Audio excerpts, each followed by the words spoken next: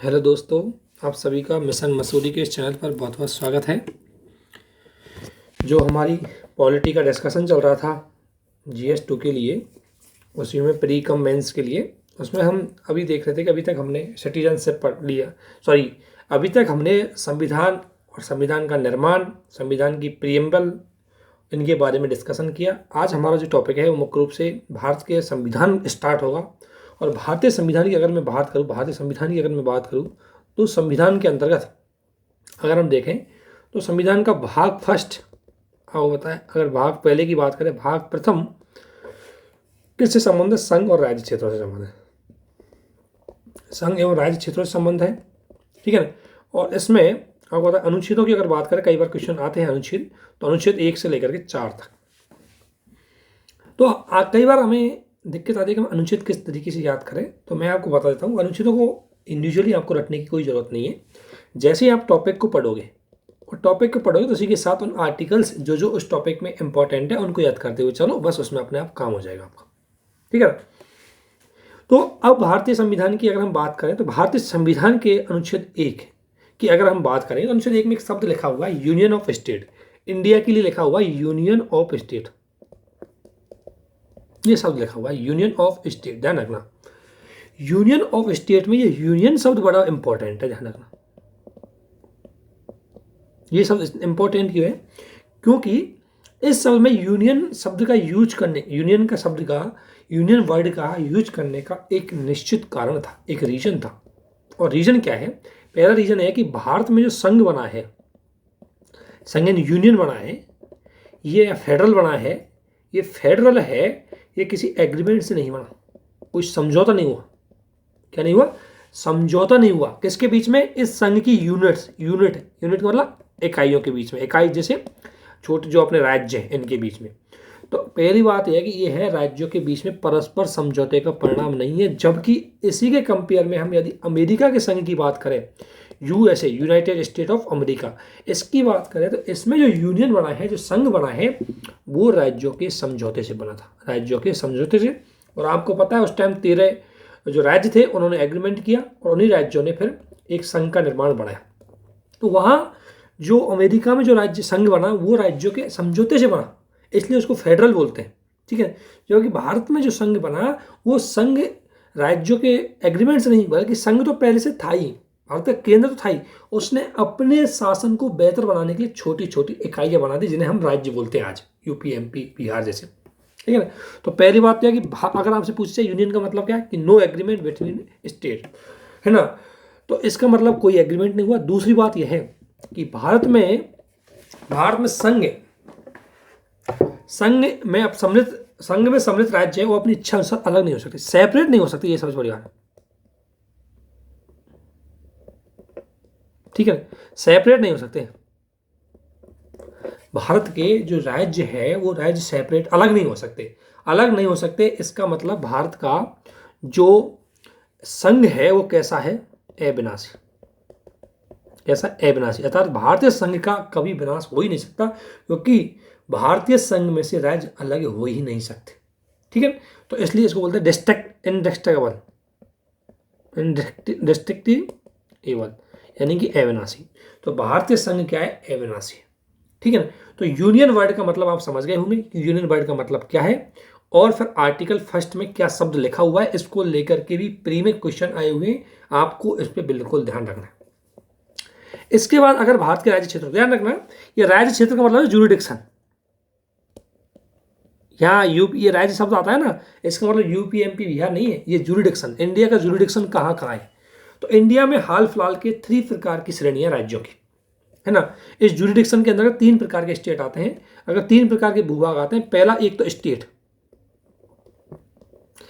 एक यूनियन संघ राज्य, अब मैं बताऊंगा इस मामले, और एक होता है अन्य अर्जित लाभ। अब इन शब्दों को समझना थोड़ा।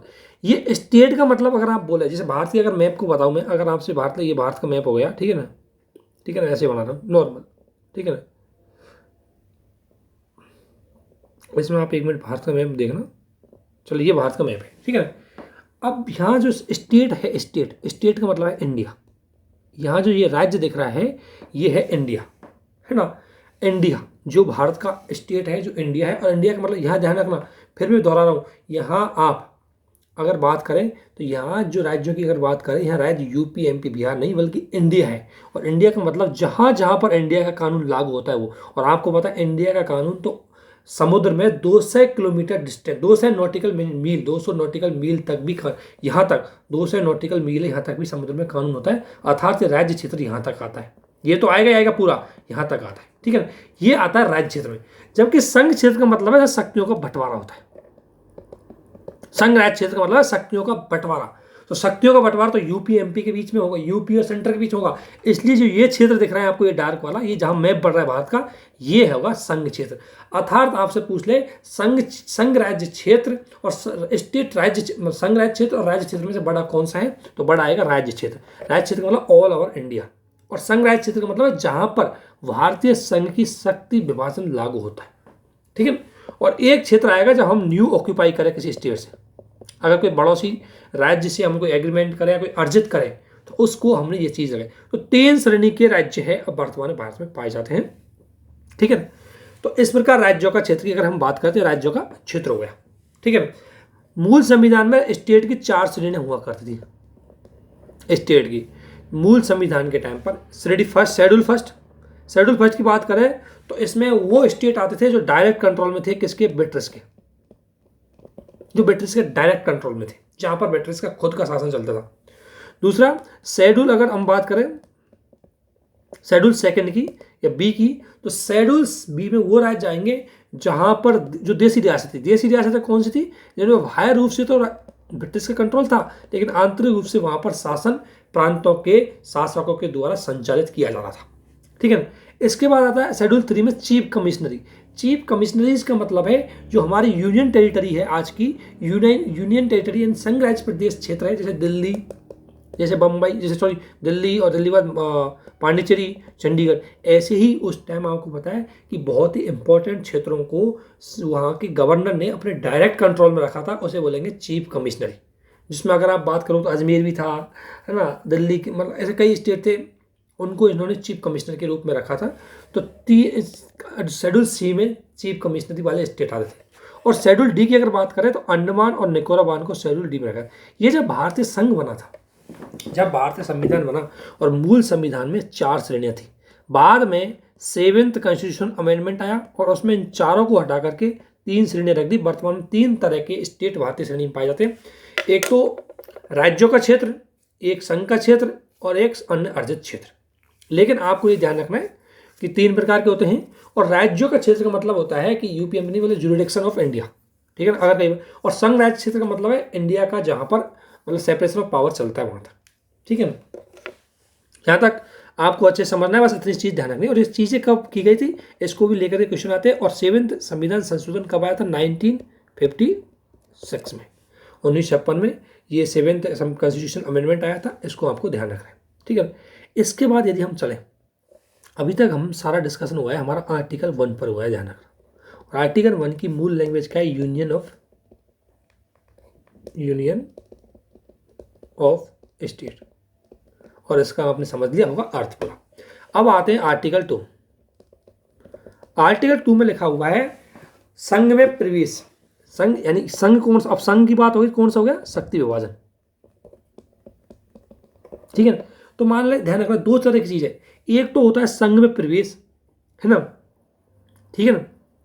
और दूसरा यानी कि आर्टिकल 2 में संसद के पास संघ में प्रवेश की शक्ति किसके पास है, पार्लियामेंट के पास। पहली बात तो ये पावर किसके पास है, पार्लियामेंट के पास। और पार्लियामेंट के पास पावर है, 2 प्रकार की पावर है पार्लियामेंट के पास। एक तो नए राज्य न्यू स्टेट एस्टेब्लिशमेंट, नए, अब यहाँ स्टेट का मतलब यूपी एमपी भी, ठीक है ना। तो नए राज्यों के एस्टेब्लिशमेंट की यानी स्थापित करने की शक्ति पहली तो, और दूसरी बात नए राज्यों को संघ में शामिल करने की शक्ति। ध्यान रखना, संघ में जब तक किसी राज्य को शामिल नहीं किया जाएगा तब तक शक्ति विभाजन वहां पर लागू नहीं होगा। संघ में शामिल होना किसी भी, जैसे कोई नया राज्य बनेगा तो उसके लिए एक अलग से एक्ट और लाना पड़ेगा, और वो एक्ट क्या होगा, उसको संघ में शामिल किया जाएगा। क्योंकि जानना, संघ का मतलब होता है शक्ति विभाजन, संघीय सिस्टम, जहाँ शक्ति विभाजन होता है स्टेट और सेंटर के बीच में, ठीक है। जब तक किसी स्टेट को संघ में शामिल नहीं किया जाएगा वो स्टेट केंद्र सरकार के अधीन रहेगा एक तरह से। जैसे ही उसको संघ में शामिल कर दिया जाएगा उसको सेपरेशन ऑफ पावर मिल जाएगी।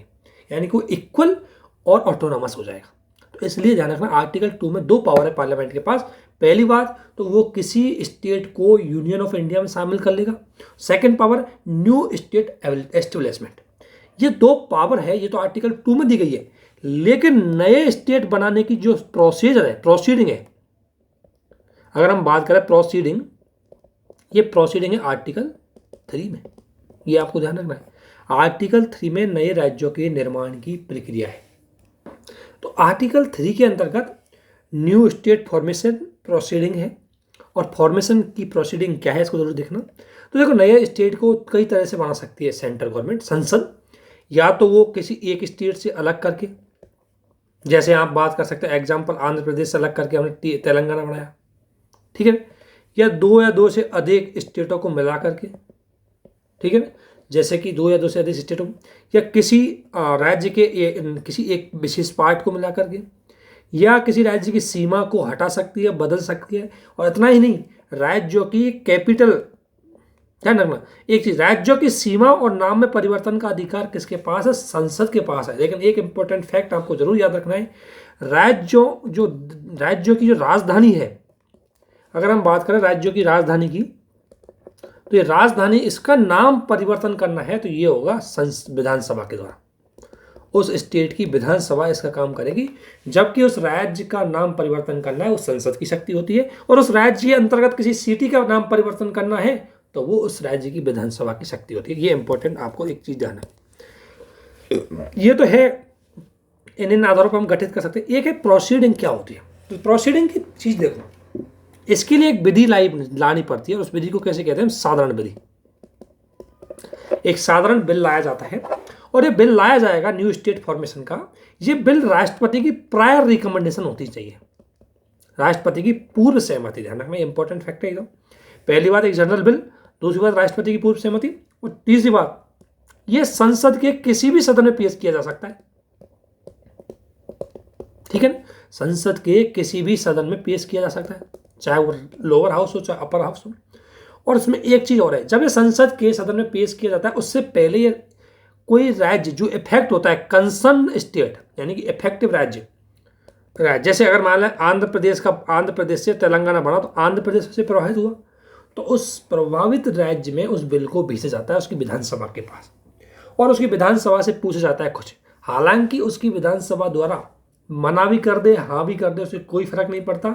संसद उसके दिए गए जो रिकमेंडेशन है, अनुशंसाएं हैं, उस विधानसभा की अनुशंसा को संसद मान भी सकती है, नहीं भी मान सकती। अर्थात अगर हम समरी में बोले, समरी ये निकलती है कि स्टेटों की कुछ नहीं चलती, किसी भी स्टेट को संसद जब चाहे अलग कर सकती है, उसका डिवाइडेशन कर सकती है, उसका मर्जिंग कर सकती है। अर्थात भारतीय संघ की एक सबसे महत्वपूर्ण विशेषता यह है कि भारतीय संघ में स्टेट, जो इसकी स्टेट यूनिट है, ये कैसी है? विनाशी। यानी कि भारतीय संघ में राज्यों का विनाश किया जा सकता है, किसके द्वारा? संसद के द्वारा। और इसलिए भारतीय संघ को बोलते हैं विनाशी राज्यों का अविनाशी संघ, अविनाशी संघ, यानी कि indestructible union of destructible state. It's means ये है कि भारत में जो स्टेट है उनकी जन्म और मरण संसद पे डिपेंड करता है। आप देख सकते हो, एक और आर्टिकल 370 में हमने जम्मू एंड कश्मीर को स्टेट का दर्जा ही नहीं बल्कि स्टेट से ऊपर स्पेशल स्टेटस दिया हुआ था, और संसद ने एक ही एक्ट में न केवल उसका स्टेटस छीना बल्कि उसको स्टेट से ही हटा दिया। तो देख लो, उसका तुरंत विनाश कर दिया। ये पावर किसके पास है? पार्लियामेंट के पास। जबकि यदि आप बात करें अमेरिकी संघ की, तो अमेरिकी संघ के पास ये पावर नहीं है। अमेरिका का संघ है यानी कि यूनियन है, वो कभी अपने स्टेट को उसका नाम, उसकी बिना सहमति से उसको मर्जिंग नहीं कर सकता, उसका नाम परिवर्तन कुछ भी नहीं कर सकता। इसलिए अमेरिकी स्टेट है वो अविनाशी राज्यों का अविनाशी संघ है। ये अंतर है अमेरिका के संघ में और भारतीय संघ में। ये आपको समझ में आ गया होगा। इसके अलावा एक चीज ध्यान रखना, भारत में अगर नए राज्यों का निर्माण, उसकी प्रोसीडिंग, ये सारी प्रोसेस होती है जनरल बिल्स के माध्यम से।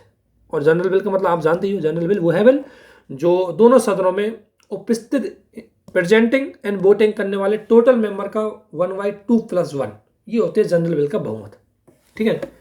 अब जनरल बिल की हम बात करें, लेकिन एक चीज आपको जरूर इंपॉर्टेंट रूप से ध्यान रखनी कि यदि किसी स्टेट में यदि किसी स्टेट में हम किसी पड़ोसी फॉरेन कंट्री के साथ, मतलब विदेशी देश के साथ या विदेशी भूभाग को अगर भारतीय भूभाग में जोड़ते हैं या भारतीय भूभाग से विदेशी भूभाग को देते हैं, तो इस मामले में संविधान संशोधन की जरूरत पड़ती है। एक चीज ध्यान रखना, अगर हम किसी भाग को दूसरे देश को देते हैं या दूसरे देश से लेते हैं, तो उसको एडिंग करने के लिए या उसको देने के लिए हमें आर्टिकल 368 के अंतर्गत कॉन्स्टिट्यूशनल अमेंडमेंट की जरूरत पड़ेगी और यह संसद को करना पड़ेगा। ध्यान रखना ये चीज, जबकि नए स्टेट ऑफ गठन के लिए संविधान संशोधन की जरूरत नहीं होती। इतना ही नहीं, ये बात आई थी, बेरूबारी मामला आया था 1960 में, 1960 में आया था ये मामला, इसको हमको ध्यान रखना। 1960 में सुप्रीम कोर्ट ने ये मामला दिया था, उस टाइम ये मामला आया था, उस टाइम ये बात हो रही थी। लेकिन इसमें एक चीज और बता दूं, अगर कोई संधि और समझौते में अगर कोई बात बोली गई है सरकार के द्वारा, कोई भूभाग को मतलब थोड़ा बहुत मतलब एग्रीमेंट के थ्रू करना है, तो उस एग्रीमेंट के थ्रू करने के लिए वहाँ संविधान संशोधन की जरूरत नहीं पड़ती। वहाँ सरकार अपने एग्रीमेंट में कुछ चीज़ों के साथ उसको दे सकती है। लेकिन स्पष्ट रूप से आपको यह ध्यान रखना है कि अगर कोई भूभाग किसी दूसरे क्षेत्र को देना है तो संशोधन तो करना ही पड़ेगा, ठीक है ना। और आपको पता है ऐसा संशोधन हमारे संविधान में किया भी गया था। अगर हम बात करें, ध्यान रखना, मैंने कहा दो चीज़ें बताई मैंने, एक तो अगर लेन देन हो, है ना, विदाउट एग्रीमेंट, अगर कोई संधि नहीं हुई, संधि में अगर हमने कोई शर्तें ला दी, मान लो हमने श्रीलंका के साथ हमारा एग्रीमेंट हुआ था, एक ट्रीटी हुई भारत और श्रीलंका के बीच में, उसने भारत में एक एग्रीमेंट था कि भारत ये कच्चा तीबू द्वीप है, ये कच्चा तीबू है, कच्चा तीबू द्वीप है श्रीलंका में, मतलब भारत श्रीलंका की सीमा पर। तो भारत ने क्या है कि श्रीलंका के साथ एक संधि करी, तो इस संधि के दौरान सरकार ने ही इसको दे दिया था कि हाँ ये श्रीलंका का अधिकार होता है। लेकिन अगर भूभाग का लेन देन हो तो उसके लिए ध्यान रखना, अगर उस किसी देश के भूभाग का लेन देन हो रहा है तो उसके लिए भारतीय संसद को संशोधन करना पड़ेगा। जैसा अगर 9th कॉन्स्टिट्यूशनल अमेंडमेंट की हम बात करें तो इसमें पाक को बेरूवारी क्षेत्र दिया गया था। बेरूवारी क्षेत्र की अगर हम बात करें, खाएं, ये पूर्वी बंगाल में था उस टाइम, मतलब पश्चिम बंगाल में था जो पूर्वी बंगाल की सीमा पर था। तो ये जो पूर्वी बंगाल उस टाइम आपको पता है पाकिस्तान का पूर्वी भाग जाना जाता था, तो उसको ये भाग दिया था 1960 में। इसके अलावा आपको पता है 100वां संविधान संशोधन है, ये हाल फिलहाल हुआ था 2015 में। और जो 100वां कॉन्स्टिट्यूशनल अमेंडमेंट है, इसके अंतर्गत बांग्लादेश को हमने कई क्षेत्र दिया, कुछ क्षेत्र बांग्लादेश ने हमें दे दिए। इंटर एक्सचेंज होता है तब तो आपको कॉन्स्टिट्यूशनल अमेंडमेंट की जरूरत पड़ेगी, और वैसे कोई ट्रीटी के माध्यम से हम कोई क्षेत्र दे रहा है तो वहां संधि की जरूरत नहीं पड़ेगी, वहां संविधान संशोधन की जरूरत नहीं पड़ेगी। ये फैक्ट आपको जरूर ध्यान रखना है।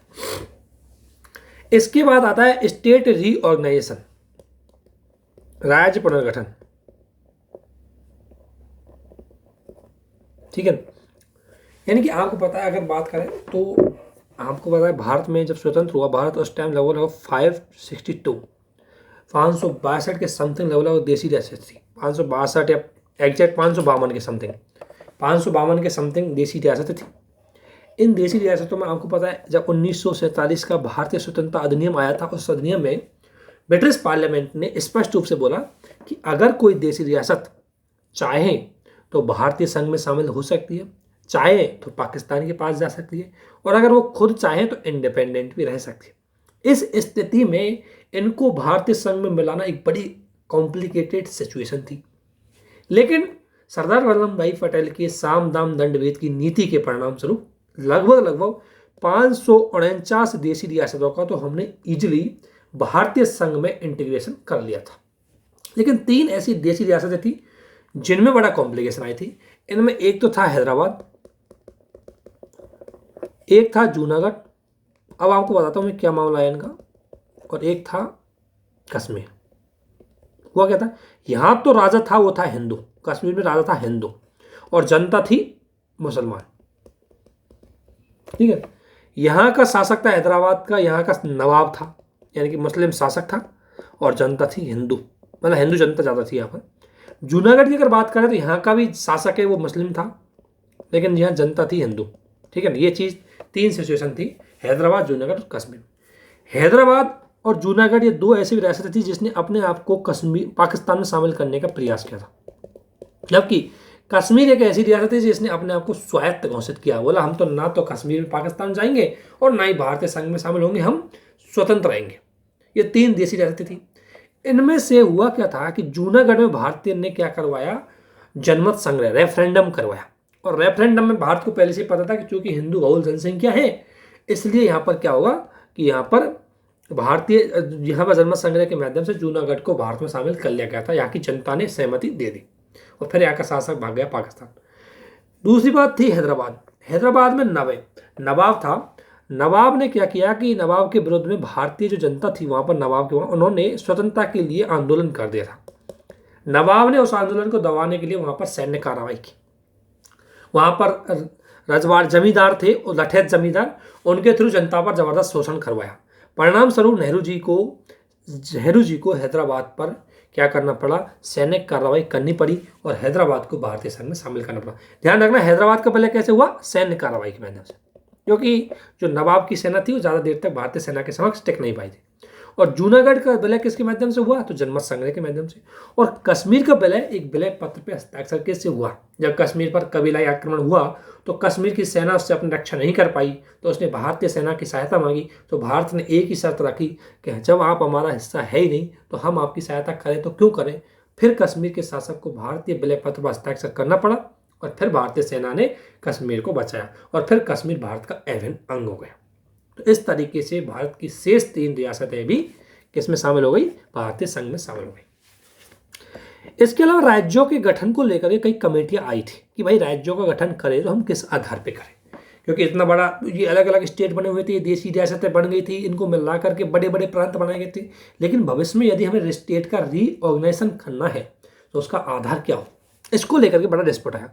पहली अगर समिति देखें हम तो धर समिति आई थी।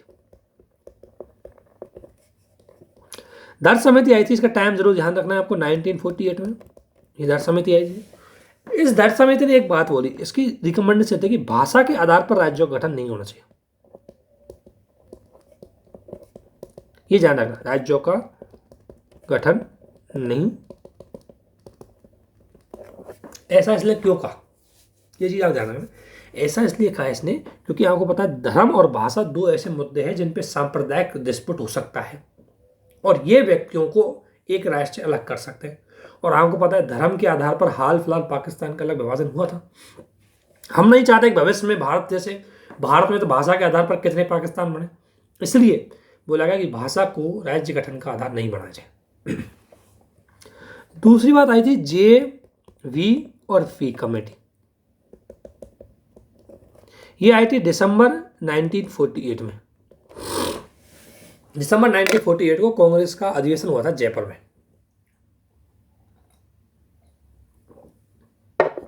और जयपुर अधिवेशन में ये JVP की कमेटी का गठन किया था कांग्रेस ने और इस कमेटी ने भी अपनी रिकमेंडेशन दी और इसने भी मना कर दी कि भाषा के आधार पर राज्यों का गठन नहीं होना चाहिए। इसने भी मना ही करी, लेकिन इसने बोला कि राज्यों का गठन तो करना होगा, ठीक है, लेकिन भाषा को आधार मत बना। इसके बाद हुआ क्या था, 1952 में आपको पता है 51-2 में 1-2 के अंतर्गत जो मद्रास है, मद्रास से तेलुगु भाषा के आधार पर आंध्र प्रदेश राज्य के गठन की डिमांड हेतु एक आंदोलन चल गया और आंदोलन का नेतृत्व किया था पोट्टामी श्रीरामुलु। पोट्टामी श्रीरामुलु एक तरह से कम्युनिस्ट पार्टी के थे और पोट्टामी श्रीरामुलु द्वारा भूख हड़ताल करी थी इसमें।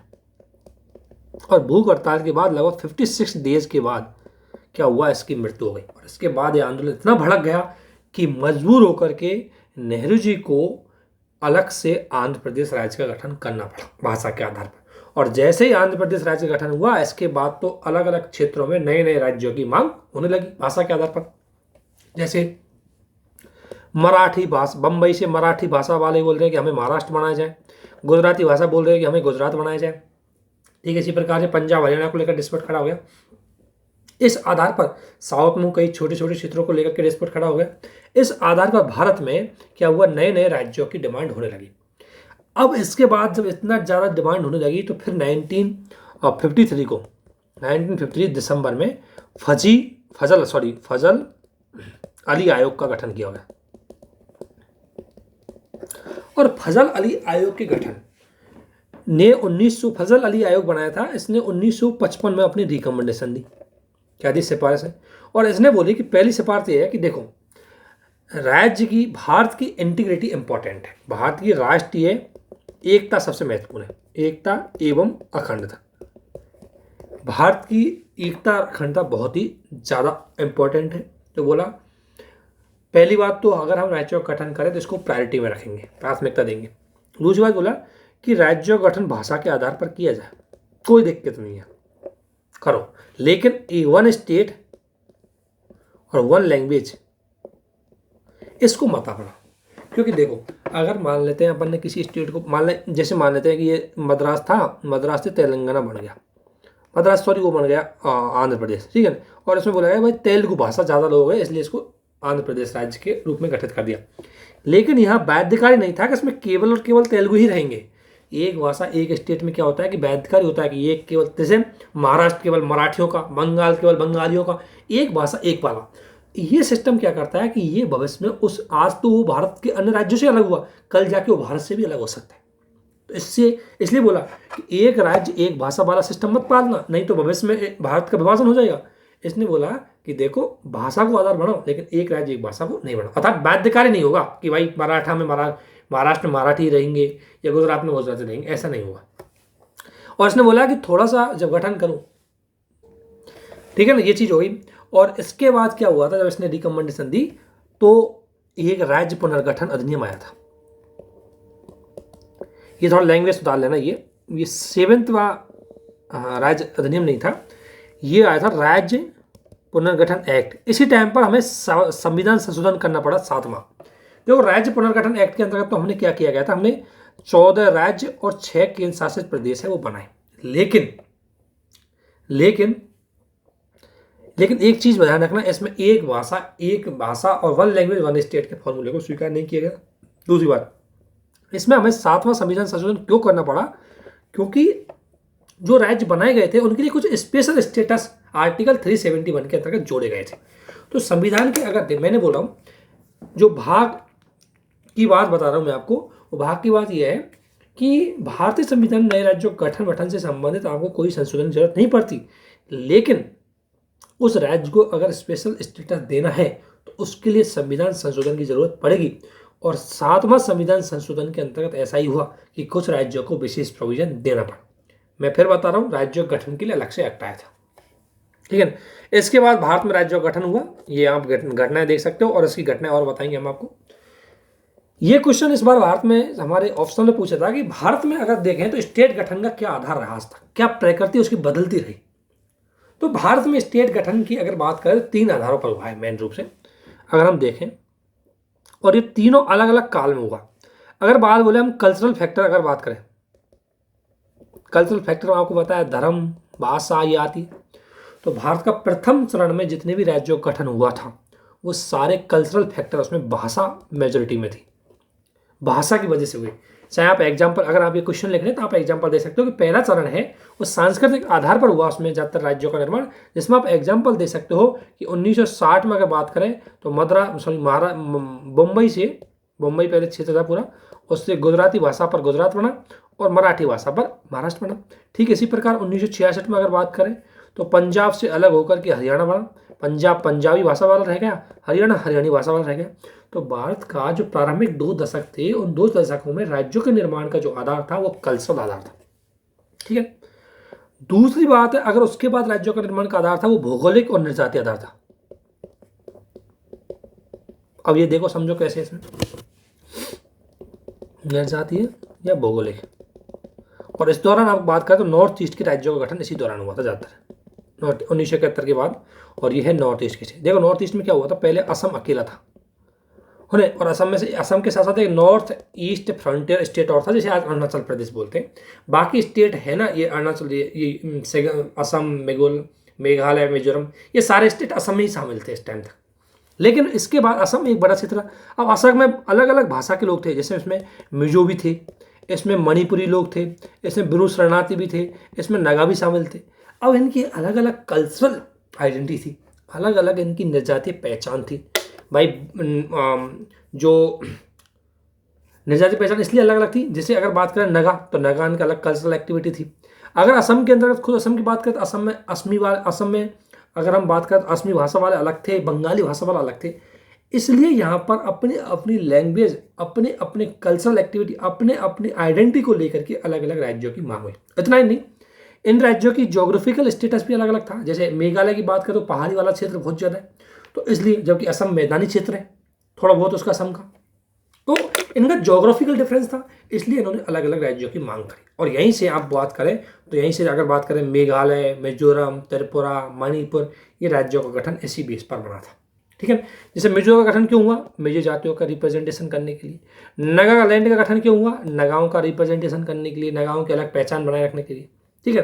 तो नॉर्थ ईस्ट के राज्यों की गठन का आधार ये था। इसके बाद अगर भारत में गठन का आधार देखें तो गठन का आधार आया, तीसरा चरण आया, यह आर्थिक कारक। ठीक है। और आर्थिक कारक का मतलब है कि कोई राज्य अपने राज्य का गठन इसलिए कर रहा है क्योंकि वो अपने विकास को चाहता है, क्योंकि उसका विकास नहीं हो रहा है। फॉर एग्जाम्पल आपको पता है उत्तराखंड पहले यूपी का ही भाग था, जिसे उत्तरांचल भी बोलते थे। अब यूपी का भाग होने की वजह से, क्योंकि उत्तराखंड का क्षेत्रफल, उत्तराखंड की भौगोलिक स्थिति, उसकी जीवन रहन सहन, उसकी इकोनॉमिक कंडीशन सब अलग थी, जबकि यूपी की अलग थी।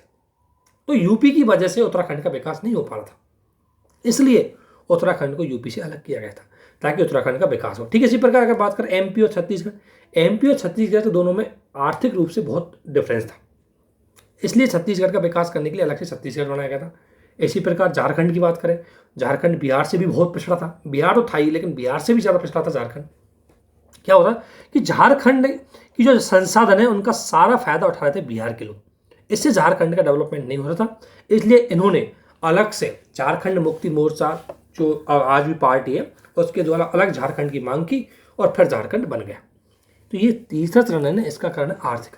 तो आपको बताना है, अगर ये क्वेश्चन आए, मेंस में आया था हमारे ऑप्शन में, अगर मान लें कभी जीएस में आ जाए, तो निश्चित रूप से भारत के जो राज्य है इसकी स्टार्टिंग कैसे करें, अगर मैं आपको इसका उत्तर बता देता हूँ थोड़ा देर कि उत्तर कैसे लिखना है इसको।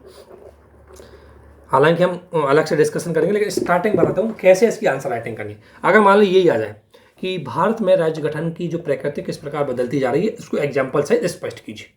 ठीक है, ये क्वेश्चन है। अब इसको देखो, हेडिंग देखो बहुत इजी होता है। आप कई बार सोचते हैं आंसर लिखने वाले कि स्टार्टिंग कैसे करें क्वेश्चन, स्टार्टिंग क्वेश्चन की बहुत इजी होती है, कोई बड़ी बात नहीं होती। कुछ नहीं करना है, भारतीय समाज से जोड़ दें कि भारतीय समाज विविधतापूर्ण और विभिन्न आकांक्षाओं से भरा हुआ है और इसकी आकांक्षाएं और विविधताएं समय के अनुरूप बदलती रहती है। ठीक है ना। और उन्हीं आकांक्षाओं और विविधताओं को प्रासंगिक बनाने के लिए, उनको जीवित बनाए रखने के लिए भारत में राज्यों के गठन की बात होती है। एक तो ये लिख सकते हैं। दूसरा लिख सकते हैं कि भारतीय संघ, दूसरा इंट्रो एक तो इंट्रो मैंने आपको बता दिया, दूसरा इंट्रो में लिख सकते हैं भारतीय संघ प्रगतिशील है। यानी कि जो भारतीय संघ प्रकृति है वो प्रगतिशील है और प्रगतिशील होने की वजह से वहां संघ को मजबूत कराए रखने के लिए, विकास करने के लिए समय समय पर राज्यों का गठन हुआ है, जिनके आधार समय अनुरूप बदलते गए। अब वो बता सकते हैं। और राज्यों का जो गठन का आधार प्रगतिशील होते गए। पहले तो धर्म भाषा के आधार पर हो रहे थे, फिर निर्जातीय आधार पर होते, आज आधार बदल गए। आज गठन का आधार इकोनॉमिक का आधार, ये प्रगतिशील विचार है। लोग धर्म जाति से ऊपर उठ करके किसकी मांग कर रहे हैं? डेवलपमेंट की। ठीक है। तो अब इसके बाद, और जैसा कि देखने को मिलेगा कि भारत में मुख्य रूप से 3 आधार पर राज्यों का गठन हुआ है, जो अलग अलग समय की परिस्थितियों का आधार था। पहली सांस्कृतिक, क्योंकि इस टाइम सांस्कृतिक फैक्टर बहुत ज़्यादा इंपॉर्टेंट था। दूसरा निर्जातीय, क्योंकि इसमें नॉर्थ ईस्ट में निर्जातीय आइडेंटिफिकेशन, उनकी ज्योग्राफिकल जो उनकी लोकेशन हो, और एग्जाम्पल देना है 3-3, 1-2, 3-3, 1-2, 3-3 एग्जाम्पल देना है। और तो आर्थिक, और कंक्लूजन लिखना है कि भारत में राज्यों का गठन भारतीय संघ की जीवित रहने का एक उदाहरण है और भारतीय संघ को मजबूत बनाता है। ठीक है, इसमें इतने में कौन सी बड़ी बात है? तो इस तरीके से, या लोकतांत्रिक विकेंद्रीकरण करने के लिए, या मतलब किसी तरीके से आप इस क्वेश्चन को लिख सकते हो। ठीक है ना। इसके बाद अगर हम बात करें तो ये तो है कि ये मैंने निष्कर्ष निकल लगा है कि भारत में समाज का संगठित रूप है, संक्रमणीय है, परिवर्तनशील है। अब संक्रमणीय का मतलब बदलता रहता है, जैसे पहले आधार हुआ सांस्कृतिक, फिर आया निर्जातीय, फिर आया ये। तो इस तरीके से कोई अलग बात नहीं है इसमें, वही बात है जो मैंने आपको क्वेश्चन में बताई गई। तो क्वेश्चन का इंट्रोडक्शन लिखने में, उसकी मेन बॉडी लिखने में और कंक्लूजन लिखने में आपको कोई बड़ी बात नहीं है, लेकिन ध्यान रखना एग्जाम्पल जरूर देना है कि भाषा के आधार पर इनका हुआ, निर्जातीय पहचान के आधार पर ये राज्य बने, और आर्थिक विकास के आधार पर ये राज्य बने। इस तरीके से आपको ध्यान रखना है। इसके अलावा एक आर्टिकल और मैंने बताना भूल गया, आर्टिकल 4। देखो आर्टिकल 4 में कुछ नहीं लिखा। आर्टिकल 4 में लिखा है कि अनुच्छेद, आर्टिकल 4 में क्या लिखा हो, आर्टिकल 4 में ये लिखा हुआ है कि अनुच्छेद 2 और 3 के अंतर्गत जो विधि लाई गई, क्योंकि आपको पता है अनुच्छेद 2 और 3 से भारतीय संविधान के भाग में तो बदल रहा है, भाग एक बदल जाएगा क्योंकि एक शब्द और जुड़ जाएगा, भाई यूपी बनाया गया या एमपी बनाया गया या राजस्थान बनाया गया या तेलंगाना बनाया गया। तो देख, संविधान संशोधन की परिभाषा अगर हम देखें तो उसमें एक संविधान संशोधन की परिभाषा होती है कि संविधान के किसी भाग में कटाए, कम करना, ज़्यादा करना, जोड़ना, घटाना, ठीक है, प्लस माइनस जोड़ बाकी जो भी है, ये संविधान संशोधन की परिभाषा है। लेकिन जो कि अब नए राज्य जो गठन होता है संविधान में जुड़ता है, भाग फर्स्ट में जुड़ेगा, क्योंकि संघ और राज्य क्षेत्रों की जो लिस्ट है वो भाग फर्स्ट में तो जुड़ेगा, अर्थात तो संविधान संशोधन होना चाहिए। लेकिन आर्टिकल 4 में यही लैंग्वेज लिखी है कि 2 और 3 के अंतर्गत लाई गई विधि संविधान संशोधन नहीं मानी जाएगी, ठीक है ना, ये आर्टिकल 4 के अंतर्गत लिखा हुआ है। इस प्रकार हमने आर्टिकल 5 कंप्लीट कर दी है, इतना ही आपको ध्यान रखना है। इसके बाद आता है सिटीजनशिप, नागरिकता।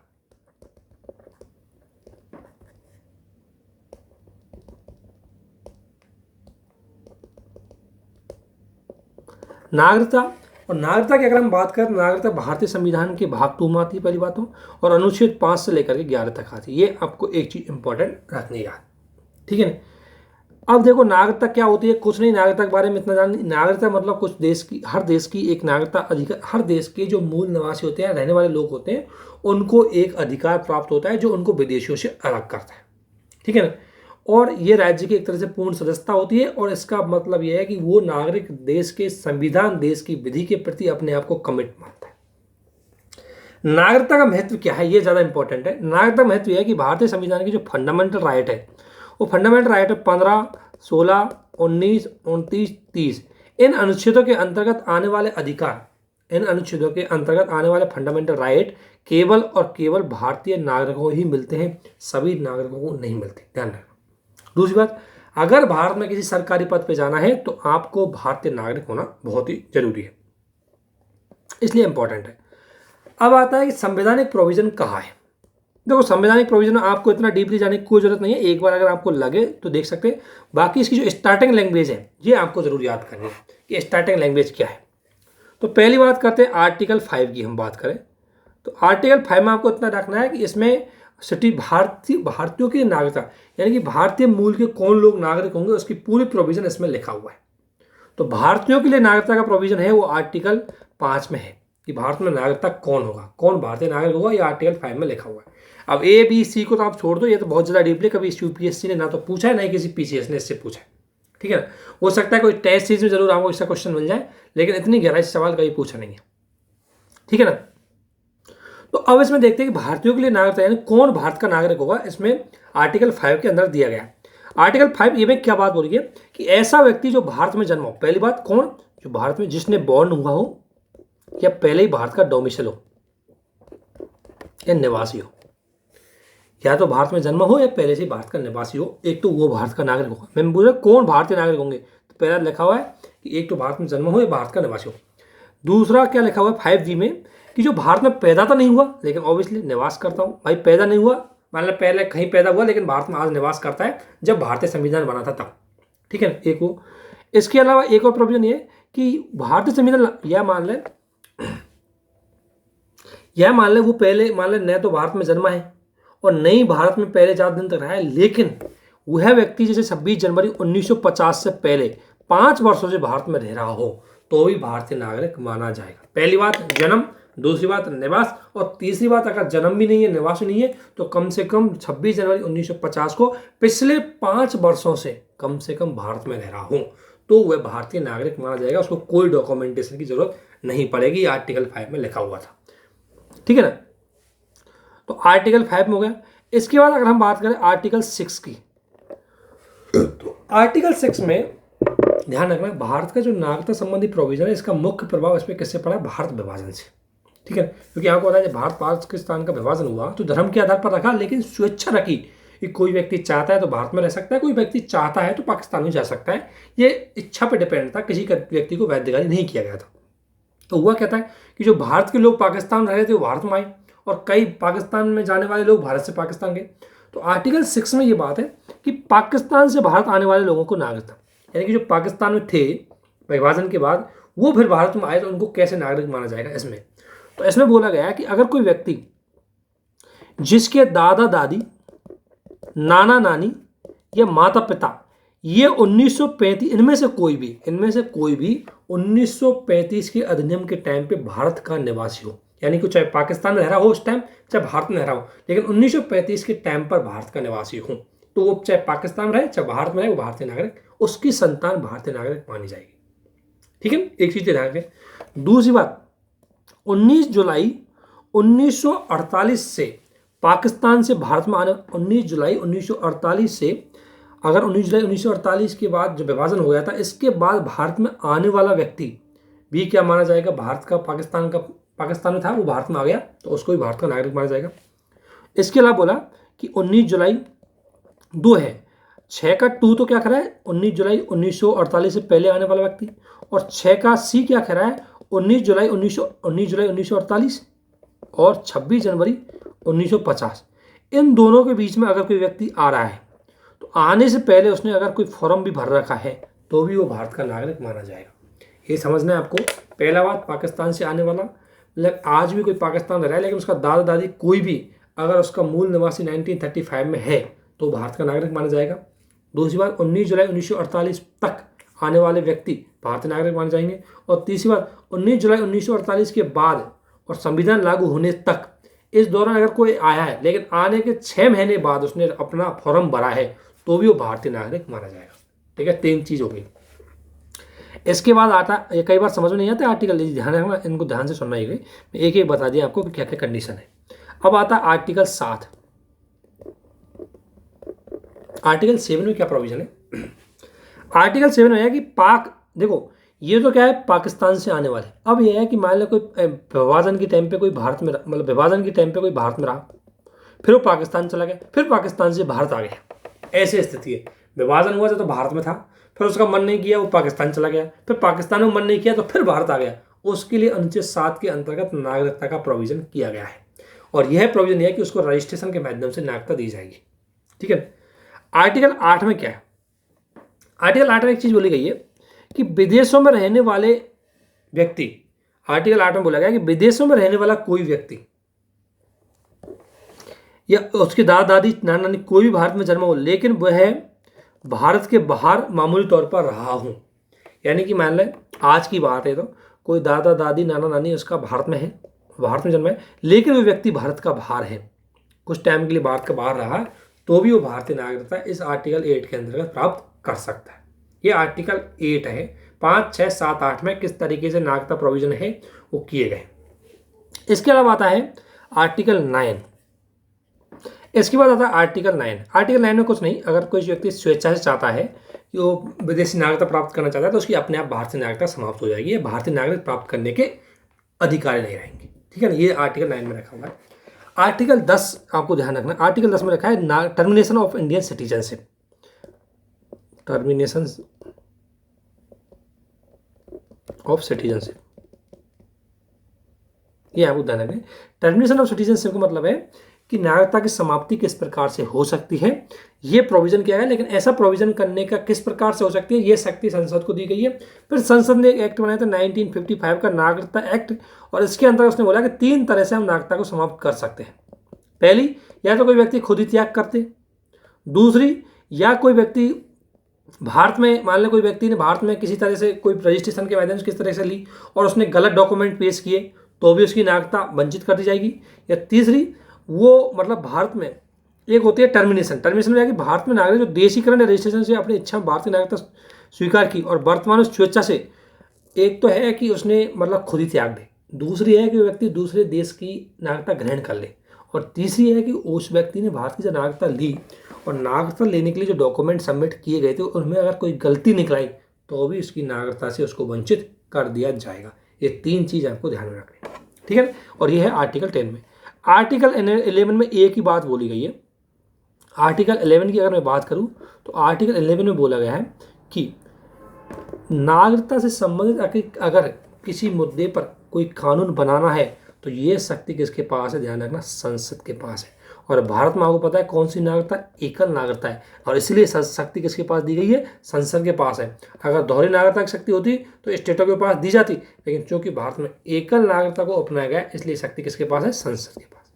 ठीक है, और संसद ने इसी शक्ति का प्रयोग करते हुए संसद ने ऐसी शक्ति का प्रयोग करते हुए नागरिकता एक्ट 1955 लाया।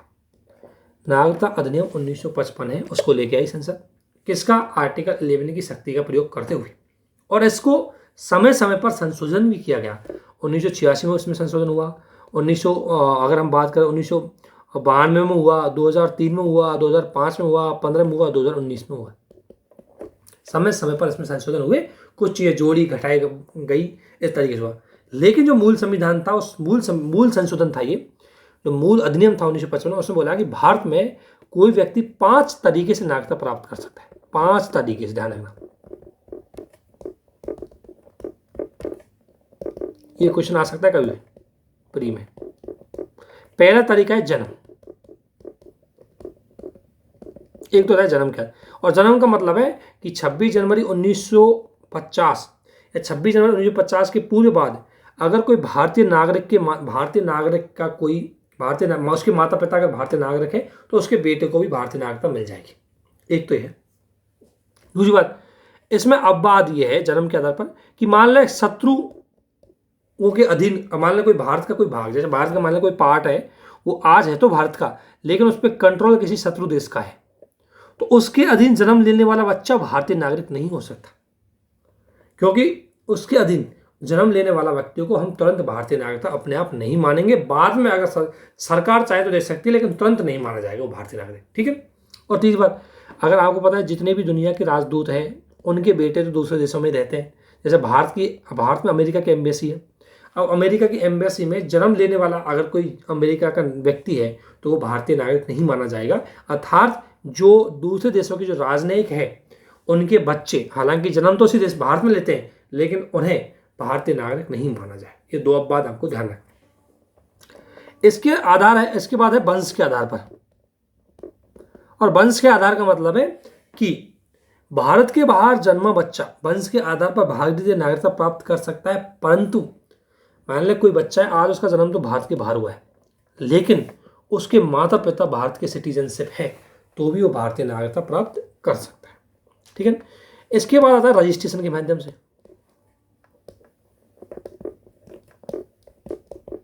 यानी तीसरा तरीका कौन सा? रजिस्ट्रेशन के माध्यम से। और रजिस्ट्रेशन के माध्यम से है कि अगर कोई व्यक्ति इनमें से कोई शर्त, ये कंडीशंस पूरी करता हो तो वो रजिस्ट्रेशन करवा सकता है, लेकिन उसको पहले कंडीशन पूरी करनी पड़ेगी, तब जाकर रजिस्ट्रेशन के लिए वो एलिजिबल होगा। तो कंडीशन क्या है कि पहली बात तो वो मान ले अगर उसने किसी भारतीय महिला से या भारतीय पुरुष से विवाह कर लिया हो, पहली बात तो मैरिज कंडीशन है। दूसरी बात यह है कि अगर कोई भारतीय विवाह किया, कोई बच्चा अगर मान दूसरे बाहर के व्यक्ति से विवाह किया, उनके बच्चा हुआ, तो उस बच्चे को अगर नागरिकता दिलानी है तो भी रजिस्ट्रेशन करना पड़ेगा उसको। इसके अलावा एक है जन्म, यानी भारत में जन्म लेने वाला व्यक्ति यदि भारतीय नागरिक से पंजीकृत होना चाहता है। एक कैसे? अगर कोई व्यक्ति मान ले भारत में है और भारत में 5 से 7 सालों तक वो रह रहा हो तो भी भारत में रजिस्ट्रेशन के माध्यम से नागरिकता ले सकता है, परंतु उसको ये अवधि पहले कितना थी, ये क्या कर रहा है कि पहले 5 से 7 वर्षों लगातार भारत में रह रहा हो, इसका प्रमाण पत्र प्रस्तुत करें। पहले 6 माह की थी, अब से 5 से 7 साल के लिए उसको प्रमाण पत्र देना पड़ेगा कि मैं 5 से 7 साल तक भारत में रह रहा हूँ, उसके बाद रजिस्ट्रेशन कर सकता है। इसके बाद आता है देशीकरण, नेचुरलाइजेशन बोलते हैं इसको। देशीकरण की चीज़ें आपको ध्यान रखनी है। इसमें कंडीशन है कि कोई भी विदेशी नागरिक भारतीय नागरिक बन सकता है, बस वो एक कंडीशन फॉलो करे। पहली बात, जिस देश की उसके अंतर्गत नागरिकता ले रखी है उसको त्याग करें, पहली बात तो गिव अप करें। मान लें कोई अमेरिका का व्यक्ति भारत का नागरिक बनना चाहता है तो पहले उसे अमेरिका की नागरिकता त्यागनी पड़ेगी, फर्स्ट कंडीशन तो ये रहेगी। दूसरी, वह उस देश में नागरिक नहीं होना चाहिए। पहली बात तो वह उस देश का नागरिक नहीं होना चाहिए जब भारतीयों को नागरिकता नहीं दी जाती। मान लें अमेरिका एक नियम निकाल दे कि हम किसी भी भारतीय ओरिजिन के व्यक्ति को नागरिक नहीं देंगे, तो अमेरिका के किसी व्यक्ति को हम भी नागरिकता नहीं देंगे, ये बात इसमें बोली गई है। दूसरी बात, वो व्यक्ति आवेदन करने से पहले कम से कम कंटिन्यू 1 वर्ष तक, तो कम से कम कंटिन्यू 1 वर्ष से भारत में रह रहा हो, बैलेट प्रूफ के साथ, वीजा के साथ, इलीगल नहीं। तीसरी बात वह है कि वह व्यक्ति आयु मतलब 18 साल की आयु पूरी कर सकता हो, उसमें क्षमता हो और सही चरित्र वाला हो, उसमें कोई केस दग्गे दाग नहीं लगे हो, तो फिर वो व्यक्ति इसमें काम कर सकता है और भारतीय राष्ट्र के प्रति अपनी राष्ट्रभक्ति रख सकता है। इन कंडीशनों को फॉलो करने वाला व्यक्ति ही भारत में नेचुरलाइजेशन के आधार पर नागरिकता बन सकता है। लेकिन एक स्थिति ऐसी है कि उसमें व्यक्ति को कोई भी कंडीशन फॉलो नहीं करनी पड़ेगी। यदि कोई व्यक्ति फेमस है, यानी कि उसने विज्ञान, कला, साहित्य इनके क्षेत्र में यदि अच्छा काम किया है, तो भारत की नागरिकता ले सकता है डायरेक्ट। फॉर एग्जाम्पल, अमेरिका में कोई नोबेल पुरस्कार विजेता व्यक्ति है, उसको भारत 1 मिनट में नागरिकता दे सकता है, चाहे उसने किसी भी कंडीशन को फॉलो नहीं किया हो। ठीक है ना। तो ये चीज़ हमको ध्यान रखनी। ऐसा इसलिए करते हैं क्योंकि हम हमारी जो फेमसता है उसको बढ़ाने के लिए। आपने देखा होगा अमेरिका ऐसे बड़े बड़े व्यक्तियों को तुरंत नागरिकता देता है। क्यों देता है? क्योंकि उसका नाम हो जाता है फिर कि भाई वीर द नागरिक है। ठीक है ना। इसलिए तो भारत ने भी ये प्रोविजन अपने इसमें रखा था। ठीक है ना। इसके बाद अगर हम बात करें तो नागरिकता का एक आधार और है कि अगर भारत कोई क्षेत्र को अपने यहाँ अधिकृत कर लेता है तो उस अधिकृत किए गए क्षेत्र के सारे नागरिक भारतीय नागरिक माने जाएंगे। ठीक है ना। तो 5 कंडीशन है, 5 तरीके हैं जिनके आधार पर भारत के आप निवासी हो सकते हो। इसको आपको अच्छे से याद रखना है। इसके बाद सुना होगा आपने एनआरआई शब्द तो बहुत सुना होगा, नॉन रेजिडेंट ऑफ इंडिया। ठीक है ना। एनआरआई कौन होते हैं वो ध्यान रखना। एनआरआई होते तो भारतीय सिटीजन ही, ध्यान रखना। एक तो एनआरआई का मतलब भारतीय सिटीजन, जिन पे भारतीय नागरिकता है, एनआरआई हुए। लेकिन वो 182 डेज से अधिक अगर वो बाहर रहते हैं, भारत लगातार 182 दिन से अधिक समय से वो भारत में रह रहे हैं, चाहे भारतीय नौकरी कर रहे हैं या कुछ भी कर रहे हैं। जैसे भारत का अगर कोई यूएनओ में बैठा हुआ व्यक्ति है, भारत की किसी फॉरेन पोस्ट में, फॉरेन जो ऑफिस है उनमें अगर कोई जॉब करने वाला व्यक्ति है, तो 182 दिन से अधिक टाइम तक वो, चूंकि आपको पता है बाहर रहेगा, तो एनआरआई की श्रेणी में आ जाएगा। ठीक है ना। तो एनआरआई का मतलब पता लग गया होगा। एनआरआई कौन है तो भारतीय सिटीजन, लेकिन 182 दिन से अधिक वो बाहर से बाहर रह रहा हो। ठीक है ना। एक होता है PIO, people of Indian origin. PIO मतलब होता है पीपुल ऑफ इंडियन ऑरिजिन। इसमें क्या लिखा हुआ है वो ध्यान रखना। इसमें कौन होंगे ये? तो पीआईओ कौन होगा? पीआईओ वो व्यक्ति होगा जो 1935 के एक्ट में, यानी कि वह व्यक्ति जो 4 पीढ़ी से तो बाहर रह रहा है, यानी कोई व्यक्ति आज उसकी 4 पीढ़ी से बाहर रह रहे हैं, लेकिन उसकी पीढ़ी का 4थी या 5वीं पीढ़ी का कोई मेंबर 1935 के एक्ट में नागरिक था, तो वह व्यक्ति पीआईओ बनने के अधिकारी होगा। ठीक है, ध्यान रखना। उसकी 4थी पीढ़ी या 5वीं पीढ़ी कभी ना कभी पीआईओ में शामिल रही होगी। हालांकि उसकी 4 पीढ़ी आज बाहर रह रही है, लेकिन 5वीं पीढ़ी पीआईओ मतलब भारतीय जो 1935 का एक्ट है उसमें शामिल रही होगी। यानी कि 1935 एक्ट में उसके परिवार की 5वीं पीढ़ी को सदस्यता प्राप्त होगी। तो आज की जो मतलब 5वीं पीढ़ी पुरानी, जो उसका दादा परदादा जो भी है, grand son sorry grand mother grand father है, उनमें से अगर कोई 1935 के अधिनियम में रजिस्ट्रेशन था, भारतीय नागरिक था, तो आज की उसकी 4थी पीढ़ी जो लगातार 4 पीढ़ी से चाहे बाहर रह रही हो, वो भी भारतीय नागरिकता ले सकती है। ठीक है ना। जैसे मेरा कहना मतलब 1935 में फर्स्ट जनरेशन थी, फिर second generation, third generation, fourth generation, 5 generation. तो थर्ड सेकंड से फोर्थ जनरेशन अगर बाहर से बाहर भी रह रही हो और भारतीय नागरिक भी नहीं हो, लेकिन ये जो फर्स्ट जनरेशन थी ये भारतीय नागरिक थी, तो इनके जो बच्चे हैं इनको पीआईओ प्राप्त करने का अधिकार होगा, ये पीआईओ के लिए एलिजिबल होंगे। तो पीआईओ क्या होता है? कार्ड जारी करते हैं हम। उसमें क्या होता है? ये सिटीजनशिप नहीं होती, ध्यान रखना। ये उस मतलब सिटीजनशिप नहीं होती, लेकिन भारत के मूल निवासियों के लिए कुछ विशेष प्रोविजन होते हैं। जैसे इसमें क्या है कि अगर किसी व्यक्ति को कार्ड जारी कर दिया जाता है, उस व्यक्ति को 15 साल तक भारत का वीज़ा नहीं लेना पड़ेगा। वो 15 साल तक बिना वीज़ा के भारत में ट्रेवल कर सकता है। ये उसके लिए एक फ़ायदा हो जाता है। दूसरी बात ध्यान रखना, जो भी विदेशी भारत में आता है उसको एफआरओ के अंतर्गत, जो फॉरेन रजिस्ट्रेशन ऑफिस होती है, उसके अंतर्गत अपने आप को रजिस्ट्रेशन करवाना पड़ता है। लेकिन अगर किसी के पास पीआईओ कार्ड है तो उसको किसी प्रकार का रजिस्ट्रेशन नहीं करवाना पड़ेगा। दूसरा, इसको एनआरआईओ की तरह ही आर्थिक, वित्तीय तथा शैक्षणिक सुविधाएं मिलती है। यानी कि आर्थिक, वित्तीय, शैक्षणिक सुविधा का मतलब है कि भारत में आकर के ये अकाउंट ओपन करवा सकते हैं, जमीन ले सकते हैं, निवेश कर सकते हैं, शिक्षा प्राप्त कर सकते हैं, कोई कंडीशन फॉलो नहीं होगी। ठीक है। परंतु पीआईओ को वोटिंग का अधिकार नहीं होता और न ही ये कृषि भूमि खरीद सकते हैं, क्योंकि आपको पता है एनआरआई तो भारतीय नागरिक होते हैं, उनको वोटिंग का अधिकार होता है। लेकिन पीआईओ होते हैं, इनको पहली बात 2 चीज़ ध्यान रखना, कई बार प्री में पूछा जाता है। पहली बात तो इनको वोटिंग का राइट नहीं होता, और दूसरी बात ये भूमि खरीद सकते हैं लेकिन एग्रीकल्चर लैंड को नहीं खरीद सकते। एग्रीकल्चर लैंड को ये नहीं खरीद सकते। एग्रीकल्चर लैंड ना खरीदने के पीछे एक रीज़न था। रीज़न ये था कि आपको पता है हमारी कृषि भूमि है उसको हम सीमित नहीं करना चाहते, और कई बार क्या होता है कि एनआरआई आकर के कृषि भूमि को खरीद जाते हैं और किसानों को अपने अधीन बना जाते हैं, उनको एक तरह से मजदूर बना जाते हैं उनकी ज़मीन को खरीद करके, इसलिए इस प्रोविजन को रोक दिया गया था। ठीक है ना। अब आता है एनआरआई, एक होता है ओसीआई, ये तो आपने पीआईओ पढ़ा, एक होता है ओसीआई। ओसीआई का मतलब होता है overseas citizenship of India, overseas citizenship of India, उसे बोलते हैं OCO, overseas citizen of India. इसका मतलब कि ये कौन होते हैं इसके बारे में बताता हूँ मैं। ओसीआई कौन होंगे? ओसीआई वो होंगे जो वे व्यक्ति, इनको किसके लिए एलिजिबल होंगे? वे व्यक्ति जो भारतीय नागरिकता धारण करने वाला व्यक्ति, यानी कि अगर कोई भी व्यक्ति जो विदेशों में रह रहा है लेकिन उसमें योग्यता है कि वो भारतीय नागरिकता प्राप्त कर सकता है, ऐसी योग्यता रखने वाला व्यक्ति क्या करेगा? इन योग्यता में क्या है कि उसके पास योग्यता तो है, अब योग्यता है तो भारतीय नागरिकता प्राप्त ही कर सकता है, लेकिन वो भारतीय नागरिकता प्राप्त करना नहीं चाहता, क्योंकि अगर उसे भारतीय नागरिकता प्राप्त करेगा तो उसे दूसरे देश की नागरिकता त्यागनी पड़ेगी, तो दूसरे देश की नागरिकता त्यागे बिना भारत के साथ वो फायदा उठाना चाहता है तो ओसीआई प्राप्त कर सकता है।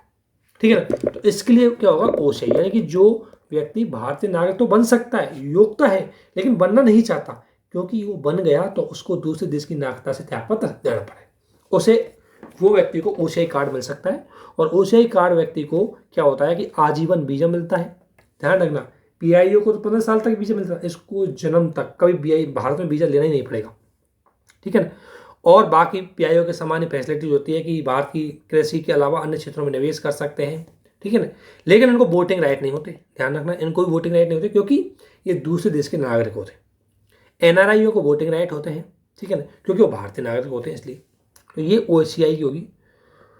लेकिन ओसीआई जो कार्ड है कई आधारों पर हम समाप्त भी कर सकते हैं।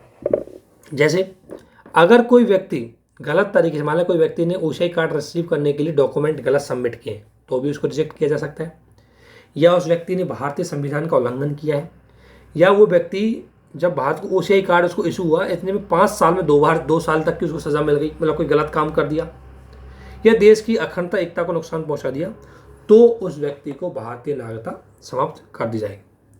अब हाल फिलहाल ध्यान रखना, पीआईओ और ओसीआई कार्ड धारक है, इनको 2015 में संशोधन किया, उसमें पीआईओ ओसीआई कार्ड धारकों दोनों को मर्ज कर दिया। ओसीआई कार्ड धारकों को लाभ ओसीआई कार्ड धारक है, इनको पहले लाभ ये था ना कि अब इनको यानी कि चौथी पीढ़ी तक के बच्चों को भी ओसीआई कार्ड धारक का लाभ मिलेगा। अर्थात आज के माता पिता, इनकी आने वाली चौथी पीढ़ी है, उनका बच्चा, वो बच्चे हैं, वो भी इस लायक एलिजिबल होंगे कि वो भी भारतीय नागरिकता के ओसीआई कार्ड को प्राप्त कर सकते हैं। ये चीज़ आपको ध्यान रखनी है, ये प्रोविजन ध्यान रखना है। ओसीआई, पीआईओ और एनआरआई 3 वर्ड में जो अंतर है वो आपको समझ में आ गया होगा। इसको लेकर के प्रीलिम्स में कई बार सवाल पूछे जाते हैं, क्वेश्चन पूछे जाते हैं, वो आपको ध्यान रखना है। अब जो स्टेट रीऑर्गेनाइजेशन से संबंधित जो हिस्ट्री रही है उसको लेकर के हम बता देते हैं एक बार कि कब कब ये सिक्वेंस यूपीएससी ने पूछी है कि कौन सा स्टेट का गठन कब हुआ, कौन सा स्टेट कब हुआ, वो आपको ध्यान रखना है, ये चीज़ आपको ध्यान रखना है। तो सबसे पहले मैंने बताया था कि 1953 में आंध्र प्रदेश स्टेट एक्ट आया था, उसके अंतर्गत आंध्र प्रदेश राज्य का गठन हुआ था और इसकी उस टाइम राजधानी बनाई थी कुर्नूल। उस टाइम, आज तो हैदराबाद बनाई थी बाद में, पहले उस टाइम और कुर्नूल इसकी राजधानी बनाई और गुंटूर में इसका हाईकोर्ट रखा गया था। ठीक है, ये टाइम थी 1953 की। इसके बाद राज्य पुनर्गठन आयोग 1956 के अंतर्गत केरल राज्य का गठन हुआ था। कब हुआ था? केरल राज्य का। किसमें? जो नया राज्य स्टेट रीऑर्गेनाइजेशन कमीशन आया था, एक्ट आया था 1956 उसमें। और किससे मिलकर बना? आपको तो 2 रियासतें थी, त्रावणकोर और कोचीन, इन दोनों को मिलाकर के हमने क्या बनाया? केरल बनाया। इसके बाद इसी एक्ट के अंतर्गत आपको पता है कि मैसूर बनाया और मैसूर रियासत को विभाजित करके मैसूर बनाया। और 1973, ध्यान रखना, कर्नाटक का नाम 1973 में मैसूर से कर्नाटक किया गया था और आज मैसूर कर्नाटक का एक डिस्ट्रिक्ट है। इसके बाद 1960 में आपको पता है महाराष्ट्र और गुजरात, मुंबई है, उसका पुनर्गठन हुआ और मुंबई से 2 भाषा के आधार पर राज्यों का बना, गुजराती भाषा से बना गुजरात और मराठी भाषा से बना महाराष्ट्र। ये आपको इसका टाइमिंग ध्यान रखना है। इसके बाद 1962 में असम राज्य से अलग होकर के नागालैंड बना। ध्यान रखना, नॉर्थ ईस्ट की सीक्वेंस जरूर याद रखनी, ये बहुत बार पूछे जाते हैं। 1962 में नागालैंड बना, किससे अलग होकर के? असम से अलग होकर के। ठीक है। इसके बाद 1966 में हरियाणा राज्य बना, पंजाब से अलग होकर के। इसके बाद 1970 में क्या हुआ था कि जो 1956 में हिमाचल प्रदेश को यूनियन टेरिटरी बनाया गया था। एक बार क्वेश्चन यही पूछा जाता है कि कौन से स्टेट जिनको पहले यूनियन टेरिटरी थे बाद में स्टेट का दर्जा मिला, तो उनमें एक स्टेट है हिमाचल प्रदेश। हिमाचल प्रदेश पहले यूनियन टेरिटरी था, संघ शासित प्रदेश था, बाद में 1970 में इसको स्टेट का दर्जा दे दिया गया था। ठीक है। इसके अलावा 22वां संविधान संशोधन 1969 के द्वारा असम राज्य के अंतर्गत ये हमारे अंदर एक नई कैटेगरी आई, उप स्टेट की। उप स्टेट की एक बड़ी अलग कैटेगरी आई। आज तक हमने सुना होगा या तो अलग राज्य या संघ शासित प्रदेश, लेकिन उप स्टेट की अलग कैटेगरी टेम्परेरी बनाई गई थी 22वें संविधान संशोधन के द्वारा, बाद में इसको हटा कर दिया। तो मेघालय को उप स्टेट बनाया गया था, ध्यान रखना, मेघालय को, इसको मेघालय को उप स्टेट बनाया गया था। बाद में मेघालय को पूर्ण राज्य का दर्जा दे दिया गया था, कब? 1971 में। तो अगर भारत का ऐसा कौन सा स्टेट है जो कि किसी टाइम पे उप स्टेट या स्वायत्त स्टेट रहा, उप स्टेट या स्वायत्त स्टेट का मतलब स्टेट के अंदर स्टेट, ठीक है ना, तो उसमें था मेघालय, जिसको बाद में पूर्ण राज्य का दर्जा दे दिया गया था। इसके अलावा आपको पता है 1971 के एक्ट के अंतर्गत मणिपुर त्रिपुरा को, ध्यान रखना, मणिपुर और त्रिपुरा भी पहले भारतीय यूनियन टेरिटरी थी, लेकिन 1971 में इनको पूर्ण राज्य का दर्जा दे दिया। तो 3 यूनियन टेरिटरी थी, हिमाचल प्रदेश, मणिपुर और त्रिपुरा, इनको पूर्ण स्टेट का दर्जा दिया। और मिजोरम और अरुणाचल प्रदेश 2 को केंद्र शासित प्रदेश बनाया गया था। ध्यान रखना, 1971 तक मिजोरम, यानी 1971 में कई घटनाएं घटित हुई, ये जानेगा। पहली घटना है तो 22 में अमेंडमेंट आया, इसके अंतर्गत उप स्टेट बनाया गया था, किसको? मेघालय को। और बाद में 1971 में इसको क्या कर दिया? पूर्ण राज्य का दर्जा दे दिया। मेघालय की कहानी हो गई खत्म। इसके बाद 1971 में राज्य पूर्वोत्तर भारत पुनर्गठन एक्ट आया, और इसके अंतर्गत मणिपुर और त्रिपुरा, मणिपुर और त्रिपुरा पहले भारत की यूनियन टेरिटरी थी, इनको राज्य का दर्जा दिया गया, एक काम तो किया गया। और दूसरी बात, मिजोरम और अरुणाचल प्रदेश, इनको यूनियन टेरिटरी बनाया गया था। तो कई बार स्टेट में सवाल पूछ लिए जाते हैं, मैंने कई क्वेश्चन देखे थे कि भारत के कौन कौन से राज्य हैं जो एक टाइम पर यूनियन टेरिटरी थे, तो मणिपुर, त्रिपुरा, मिजोरम, हिमाचल प्रदेश और अरुणाचल प्रदेश, 5 ऐसे हैं जो एक टाइम पर यूनियन टेरिटरी थे। ठीक है। इसके बाद हुआ था सिक्किम। हाँ, पता है सिक्किम भारत का पार्ट नहीं था। 35वां संविधान संशोधन 1974 के अंतर्गत इसको भारतीय राज्य बनाया गया था। ध्यान रखना, एसोसिएट यानी भारत का राज्य बना, लेकिन इसको संघ में शामिल नहीं किया गया। इसके लिए 36वें संविधान संशोधन के अंतर्गत इसको पूर्ण राज्य का दर्जा दिया गया था। पहले बनाया गया था इसको एसोसिएट स्टेट, यानी कि हमारा संलग्न एक राज्य है, लेकिन पूर्ण दर्जा दिया गया था इसको 36वां संविधान संशोधन 1975 के द्वारा। ये जो घटनाएं आपको ध्यान रखनी है, यहाँ से क्वेश्चन उठने की पूरी संभावना रहती है प्री में। यूपीएससी भी पूछती है और स्टेट पीसीएस भी यहाँ से क्वेश्चन पूछती है। इसके बाद मिजोरम को दिया गया था पूर्ण दर्जा 1986 में, और अरुणाचल प्रदेश को भी पूर्ण दर्जा दिया गया था 1986 में। पूर्ण दर्जा दिया गया था। पहले ये 1971 में क्या बनाया गया था? Union territory. ठीक है। इसके बाद आता है गोवा। गोवा आपको पता है कि गोवा को हमने क्या कर दिया, अलग से पूर्ण राज्य का दर्जा दिया गया 1927 में। ये ऐसा था, 1962 में हमने क्या किया, ये गोवा, दमनदीप, ये हमने पुर्तगालियों से छीना था, और गोवा, दमन, दीप को तीनों को मिलाकर के एक गोवा नाम दिया। बाद में क्या किया, 1987 में गोवा को अलग स्टेट बना दिया और दमन दीप को यूनियन टेरिटरी बना दिया गया था। ठीक है। उसके बाद आपको पता है पहले छत्तीसगढ़ का गठन, एमपी में से छत्तीसगढ़ का गठन हुआ था, और एक का हुआ था 1 नवंबर 2000 को। ठीक है। उसके बाद उत्तराखंड का गठन हुआ था यूपी में से, ये कब हुआ? 9 नवंबर 2000 को। इसे झारखंड का गठन हुआ था, ये 15 नवंबर के माह में 3 राज्य बनाए गए थे। 1 नवंबर को बना छत्तीसगढ़, 9 नवंबर को बना उत्तराखंड, और 15 नवंबर को बना था झारखंड। झारखंड बिहार में से बना था, उत्तराखंड है वो यूपी में से बना, और छत्तीसगढ़ है वो एमपी में से बना।